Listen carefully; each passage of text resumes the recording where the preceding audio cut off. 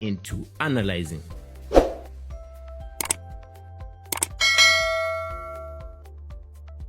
Okay, so there's the history right there, 50 USD, and then we move on to the charts. Now on the charts, we are starting off on the weekly time frame, and on the weekly time frame we can see price wiped the low, grabbed liquidity below the low, went back into the range, and then gave us our first, you can say, change of character or BOS, it doesn't really matter.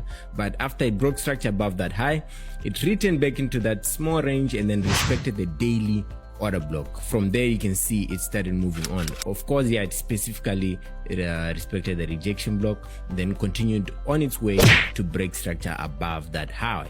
Now when it returned back down, you can see it gave us a stop hunt, and then after the stop hunt, of course, it continued to respect the bullish daily order block, another one, and then of course it kept on breaking structure. So there's an bullish institutional order flow right here, and we're moving up. So it tried to fill the imbalance, but I think it was stopped out with, you can see the breaker block on the daily there. It couldn't perfectly rebalance it, then it continued again to break structure. So we're just in an uptrend right now.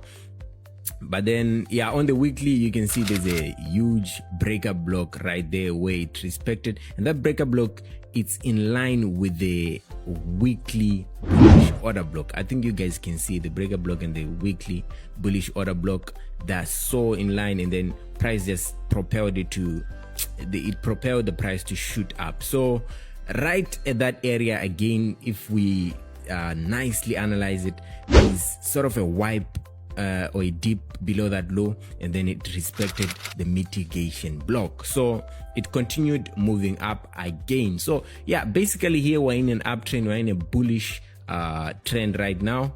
And on, if we zoom in on the 4 hour, is a break of structure on that high, and then return back down. You can see it respected the 4 hour order block, basic stuff, continued to shoot up, but this time it's like it's a stop hunt. It wasn't like a BOS.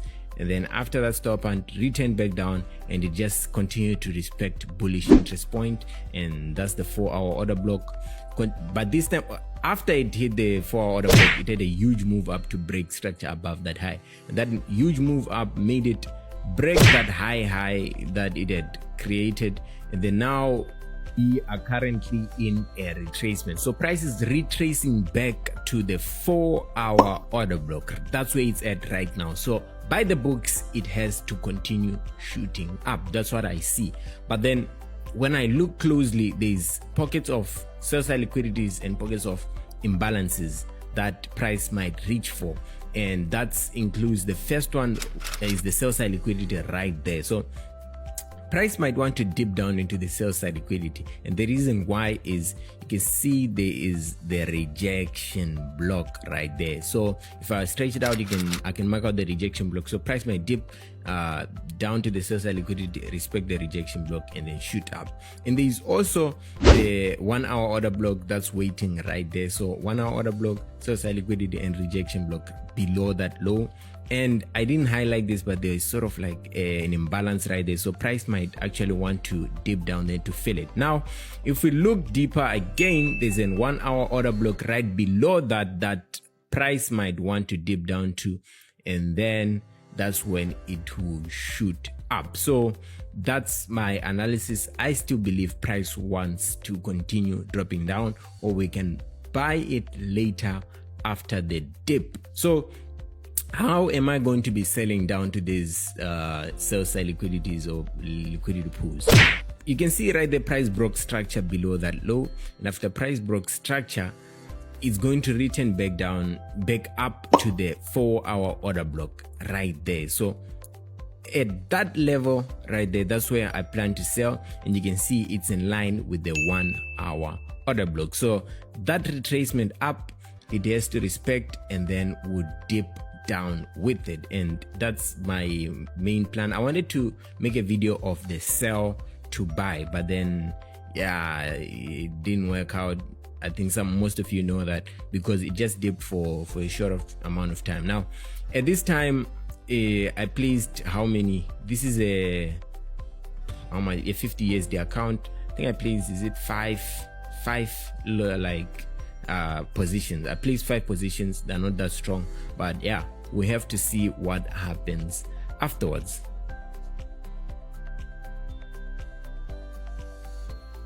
Now, this is after some hours. This is after a lot of hours of waiting, because this is a 1 hour chart, and at this time we're at 100 USD. We're at 99 specifically, of course. Yeah, and my target was 200 USD, to be honest. So I just thought to myself, let me keep on holding it, and then later on we can get to see that price kept on dropping down. So now this is a nice dip. I placed my stop losses right there in case it wants to shoot up, and yeah, the target was reached. I couldn't wait for it to drop down for us to buy, because target was reached and I couldn't wait for that long. So we're at 200 USD right about now, and at this point, I was satisfied with the profit. So I decided, you know what, I think it's about time we close, and then we'll have to look for other opportunities and setup. So from 50 USD to 200 USD, you can see right there, and right now that's when I decided to close. And we'll have to move on to the next setup, which is PIX 100 index.